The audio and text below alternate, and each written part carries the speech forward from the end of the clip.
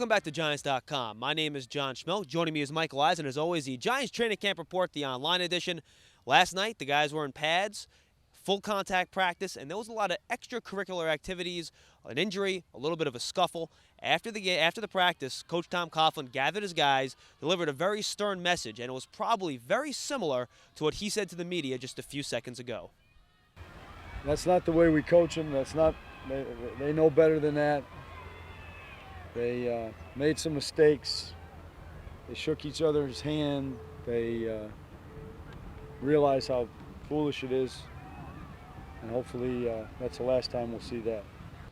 And Mike, Coach Coughlin made the point. Clifford Lewis was one of the players injured in that brouhaha. Looks like a minor injury. It looks like the Giants dodged a bullet. Yeah, when he went down yesterday, Clifford Lewis, who's a pretty good backup offensive lineman and a versatile kid, looked like he'd suffered a serious ankle injury. I saw him in a boot last night, but Tom Coughlin said it was just what he called a lateral sprain. Could be back in a day or two, which is very good news. The last thing you want, as Coach Coughlin said, is to get a player hurt in extracurricular activity. It's just not good for the team. And the two guys that were involved in that activity was Madison Hitchcock and Brian Keel. Madison Hitchcock started with a clean block down the field, but he knocked Keel to the ground.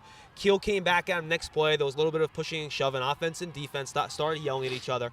Brian Keel spoke today. He talked about how even though they went at it, afterwards, everyone was still very friendly with one another. Yeah, I talked to him this morning. Yeah. It stays on the field. That's the professionalism of it. Nothing takes from the field in the locker room. You got to leave it on the field. Talk to him. Both had smiles on our face, and he's our fullback, man. I wouldn't want him to be any other way. And Mike, that's what Coach Coughlin stressed. It's about team. You have to compete hard, but you're trying to help each other at the same time. Yeah, you don't want to get players hurt. As Coach said, they want them to play hard and play fast, be physical, but stay off the ground and play clean. And it got a little out of hand last night, but as soon as Coach Coughlin talked to them, all that stopped, and you didn't see any of that today.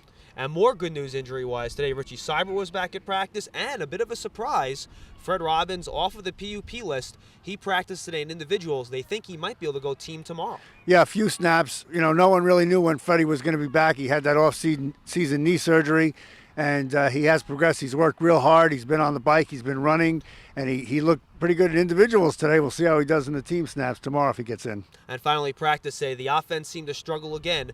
You know, we've talked a lot about wide receivers during this camp. One guy we haven't mentioned is Hagan, who came from Miami last year. He's really shown the Giants a little bit during camp. Yeah, Derek Hagan is the guy, as you mentioned, John. When they listed the receivers who might make the roster, Derek Hagan was never mentioned. If they did get to a seventh guy, it was usually David Tyree.